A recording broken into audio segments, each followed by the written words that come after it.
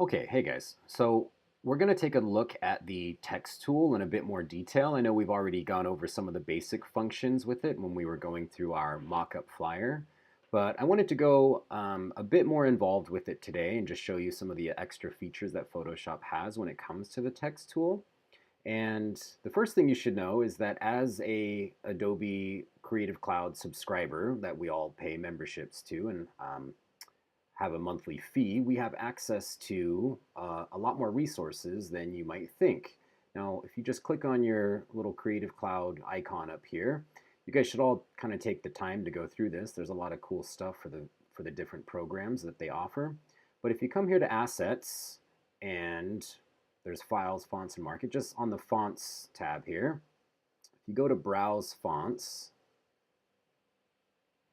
this will bring up a window where you can see all of the available fonts that are here for you as subscribers. And you can see, there's a list of the classifications here if you're looking for something handwritten or decorative. And you can scroll through and look at these fonts, and you can activate these fonts here. I can go into this and you can see what the different styles look like. If there's multiple, some might just have one. Let me find one that has a bunch of different ones. So let's find a good one here. So I don't know, let's just say this font right here. Oh, that one's only got one as well too. Okay, this one has 16. So I can look at the different styles, right? Regular versus bold or italic or whatever they have going here. There's a lot of different ones, and you can activate these individually. You can turn them on or off, and or you could come up to the top and turn them all on. And once you do this, you'll get a little notification that says, all these, 15, 16 fonts have been activated, and now they're deactivated. So this is one area that you can access these fonts. And the nice thing is once you activate them, they already go live in Photoshop. But I'm going to close this because I'm going to show you how you can access this in Photoshop itself. So if you're logged into your Creative Cloud and you go to your fonts, or let's go to our text tool, and if we click on the drop-down menu here, we can see the list of all the preset fonts that Photoshop has, and you can filter here by the same things that we just saw, right? We saw handwritten, decorative, black letters. So you can sort through what Photoshop has available. If you just want to see all the handwritten styles, you can click that and that will bring those up. If you want to look at the decorative ones, that will bring those up. But this is what I wanted to point your attention to, this Add Fonts from Typekit. If I click here, this brings up exactly what we were just looking at. So you can always access this right through Photoshop here. So let's look at, let's look at decorative. And we can see, this one's cool. So Regulator Nova. So I like this one. I'm going to click here. And I'm just going to activate all of them, activate all fonts. Where's that one with the circles? Okay, there it is. So I got my message, Creative Cloud. It tells me 15 fonts were activated. If I come back to Photoshop and I want to find that one, let's I'm going to move up to all classes, and it was called Regulator something, Regulator Nova. There we go. So that's popped in. Sometimes it takes a little bit. If you don't get it right away, then just wait a few minutes and maybe restart Photoshop. And let's go to, so we have all these different styles, and this one was the one that I liked here. And if now I can type this out, and looks like he's resisting. So there we go. So that's one way that you can go about getting in a font that isn't necessarily one that is already available in Photoshop. And the other thing you can do is there's a lot of other resources, there's a lot of other sites where you can get pretty unique and creative fonts. So apart from the resources with Creative Cloud, if you go to, again, there's a bunch of different sites here, but I'll just show you one. This is DeFont right here. And again, if you just typed in Adobe Photoshop fonts, I mean, there'll be a ton of different websites that show up, but this one's pretty nice because you can search by descriptions here. So depending on what you're trying to do, let's say, I don't know, Western maybe.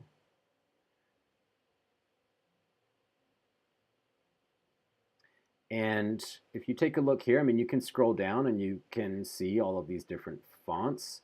And pay attention to the right side here because some are free for personal use and a lot of them will be donate to author. Now this is just, I mean, if you use one of these, I would suggest donating to the author. I mean, if you were creating these fonts and putting them up here and, you know, it would be nice if people were donating to you to use your font. So if it says donate to author, you know, it's your call whether, you know, you're going to do that or not. But if you want to just be safe, I mean, you can just look for the ones that say free, you know, free for personal use. And we're going to talk more about licensing and the Creative Commons licenses that comes along with using web-based images and resources. So don't worry too much about that right now. Again, we'll get into it, but I would, you know, just stick with the free. Here we are. So Nashville, right? So we'll go ahead and click download. Now this is particular to a Mac. If you're on PC, I believe there's instructions on the first page here on how to go about downloading these from a PC. So yeah, so how to install a font, double click the font file, install font button. That's if you're on Mac. For Windows, you would right click on the font and just hit install. So I just downloaded that Nashville one. So I'm gonna, so I'm just gonna double click there and that brings up the information. And it's this TTF file that you want to click on. So double click there and that will bring up your font book. And just hit install font.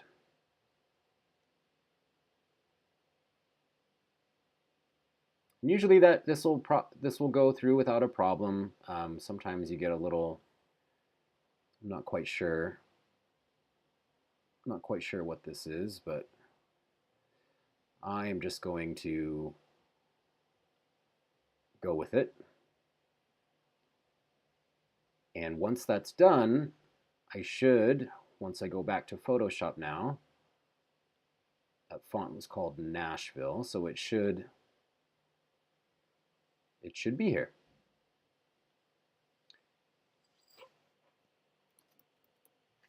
Okay. So the cool thing about some of those websites like DeFont is you can often get really just really interesting and creative font styles. The ones that are provided for Adobe, they're definitely very nice, but if you're looking for something really, really wild, I mean, you can just browse through some of these and see that there's some really interesting and crazy fonts that you can work with. Yeah, so some pretty cool fonts you can get here. So again, when you get those and download them, I mean, look for the ones that are free for personal use, or you know, grab the ones that you really like and donate something to those creators there. But let's get back into Photoshop here, and I just want to go over a couple more things that the type tool can do that I didn't necessarily go over last time. So with our, I'm gonna just go back to Helvetica. I just really like Helvetica. So plain, easy font to work with here. And a few things we can do now, and again, we went over some of this stuff, but we can change the style, right? Oh. So we can change the style around. There's bold to light, right? We can change the size. Can do this manually or input a value here. We can change some of these settings here as far as the outline. Right. And then our justifications, left, center, and right. This doesn't matter with a one word here. But I want to go into some of the more customizable features. So this option right here, the warp text, if we click on that and we go to style, this allows you to do some interesting things. Here we can bend our text and we can turn it horizontally. We can also give it a vertical 2 and 4th position. So there's a lot of different things we can do here, and let's see. I don't know, there's some kind of crazy ones. Fisheye.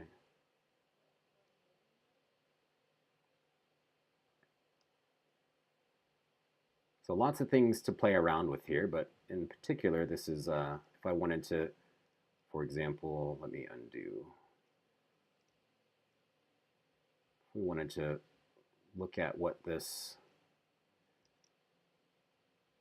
this bottom wall right here is kind of angled a little bit.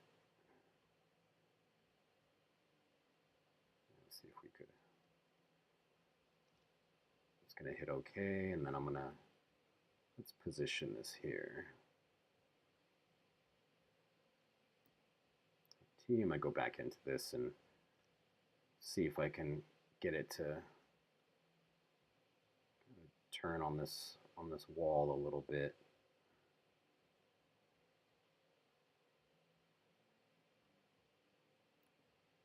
Yeah, so something like that. So we can do some cool things there.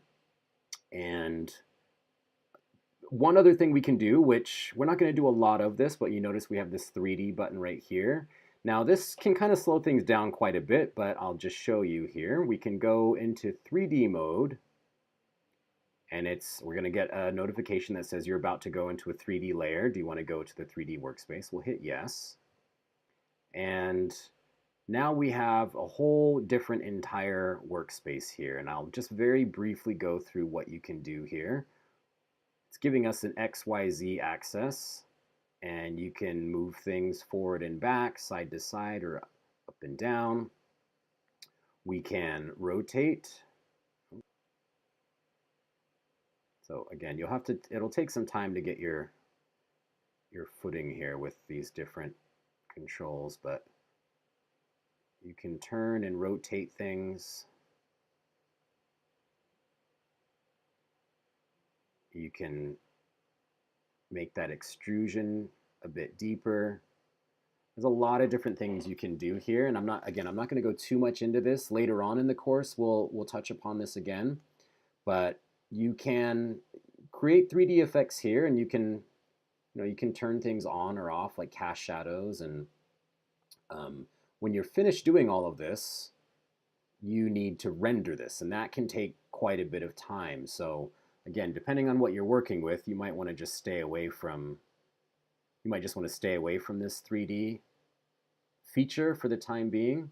But what you would do is you would come down to this option right here, and you would hit render, and that's going to render it so it's going to be able to turn back into pixels, right? So then you can come back to your document and start working with it. But if you want to just get out of this and get back to your layers, so we see when we went into this, it brought up this 3D window right here. Just click back on layers, and that'll bring you back to your workspace. And you see once you click off of the layer, then that goes away. But notice we're still in 3D mode right now. And remember, I showed you guys in the earlier videos that going back to essentials here, right? So that's the 3D. These are the 3D window and tools that come up. But if you just go back to essentials, that gets you back to what we've been accustomed to. And again, we can see this resist. We can see it's a 3D object. If I click back on it, it'll bring up that three-dimensional grid and the XYZ axis again. So I'm going to go ahead and click off of that. Actually, and now I'm just going to delete this here. Okay, and I'm going to come back to my text tool and just show a couple other things. So I keep going back to this resist. So we have our horizontal type tool, which we've all been accustomed to, and we know now that we can warp that. We can change the color of the font here. We can open up some more features here as far as adjusting things individually. We can affect the kerning or the spaces between between the letters.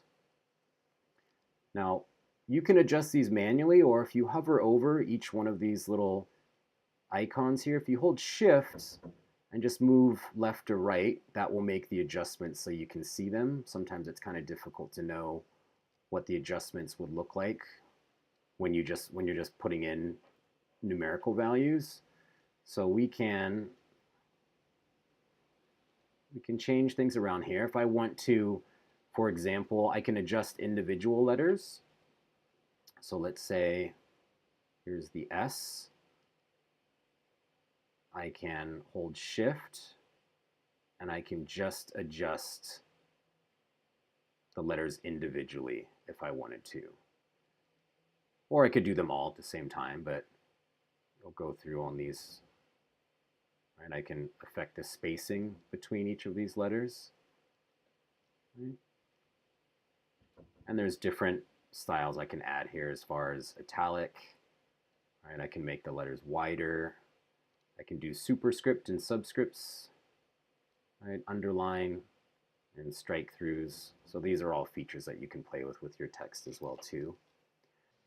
Okay, so continuing, if we come back to our text tool, and what you can also do is you can also constrain a text box, so then anything you type will stay inside that box, right? So that can be helpful if you're just trying to place text in specific areas, like say for example if I wanted to just place text in the width of this wall, and my font size is really high, but I could come up here and anything I typed would just stay constrained in here, and then even after you've typed things out, you can still make adjustments to the box. So if I make that box thinner, then my text will adjust accordingly. So that's another cool thing you can do if you're wanting to put text in specific places. And Photoshop also has the vertical type tool, which is exactly the same as horizontal, except now your type is going vertical. And you can make all of the same adjustments to width and spacing and all of the same warps and perspective things that you can do there as well. And then the last thing I'll show you are our mask text tools. So this is, I'll just show you here. So when I hit OK, it brings up a selection of the text. It doesn't actually put any text in there. Now I usually don't do this. What I'll do is I usually just work with text, and then if I want to make a selection, I'll just use the quick selection or magic wand tool to highlight the text, because here, at least with the text, I can still make changes, right? If I mess something up, I can make adjustments and I can make changes to the text. Now, when I do a horizontal type mask tool, once I put that text down and I hit OK, notice it doesn't read it as text, right? It reads as at a selection. And sometimes you don't always know exactly how big your text is going to be or where it's going to go. So I generally will just work with the text tool first, and then once I've got things where I want them, and if I just want to make a selection, for example, to do a clipping mask or something, which I'll show you in another video, I would just work that way, because again, once we've made the mask here, or the selection, we can't really edit it or do anything to it. Now I think you can still change the size. Nope. Yeah, I can still move things around, and that's okay, but as far as making adjustments, I can't really do that. So, okay, that is the text tool in a bit more detail. So as you're working on your next project, your flyer, you may want to incorporate some of this stuff into the next project.